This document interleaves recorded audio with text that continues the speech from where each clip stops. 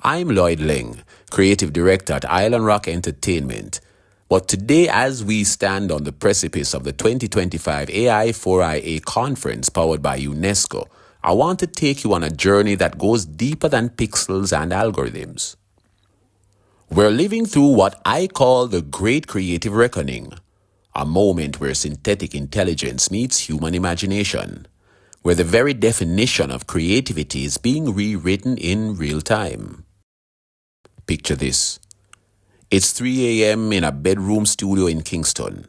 An aspiring producer opens their laptop, types, create dancehall rhythm, Bounty Killer style. And within seconds, boom, a track materializes. Bassline pumping, hi-hats crisp, melodies infectious.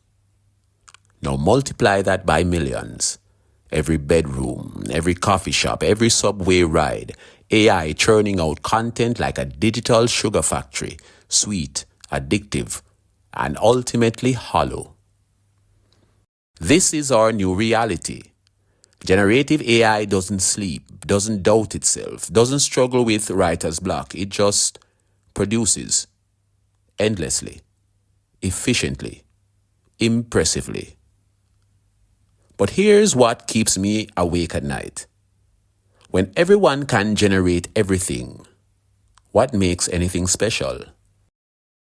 Let me tell you about a conversation I had last month with a veteran reggae producer, a man who worked with legends, whose hands shaped sounds that moved nations.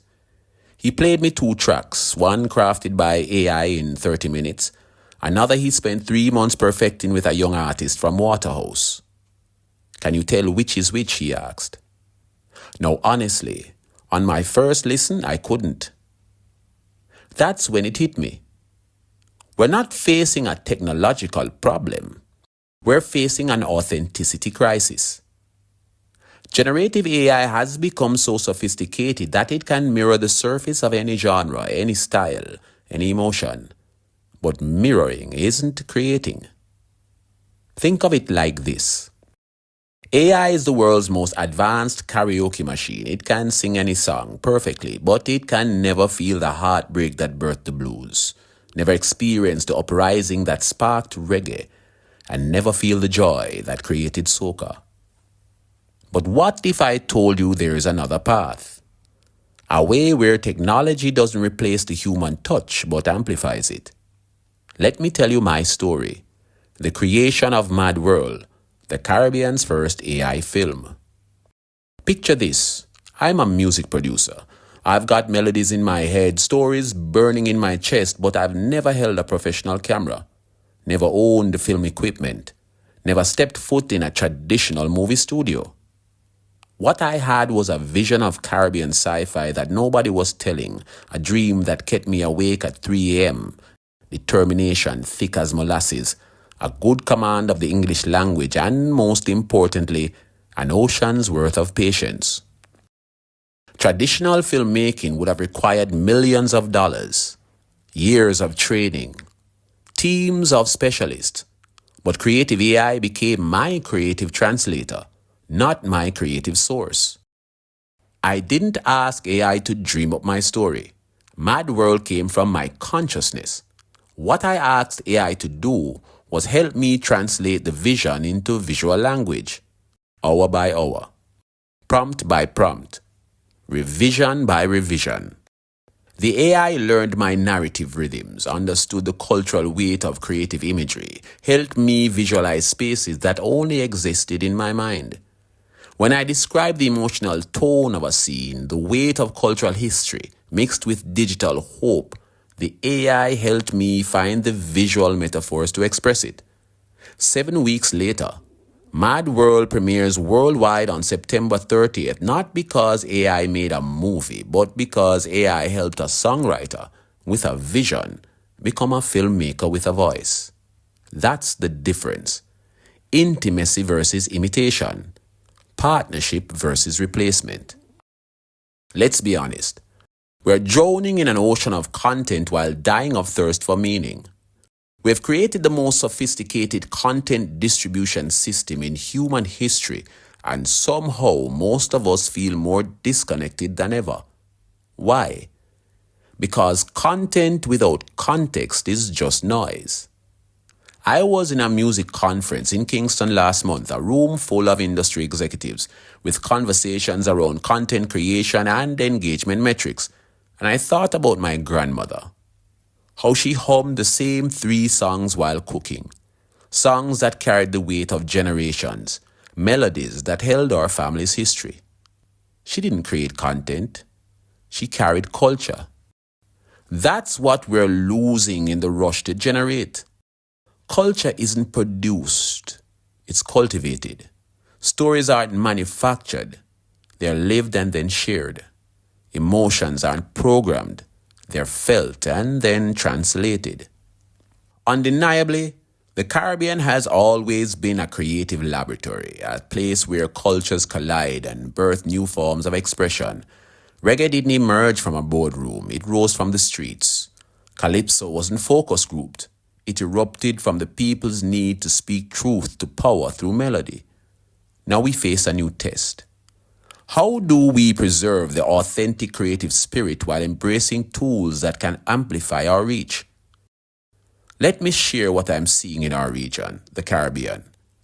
Young artists are using AI not to replace their creativity but to leapfrog technical barriers.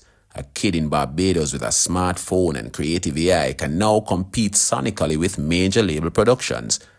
But, and this is crucial, the cultural DNA, the stories, the purpose, still has to resonate from us.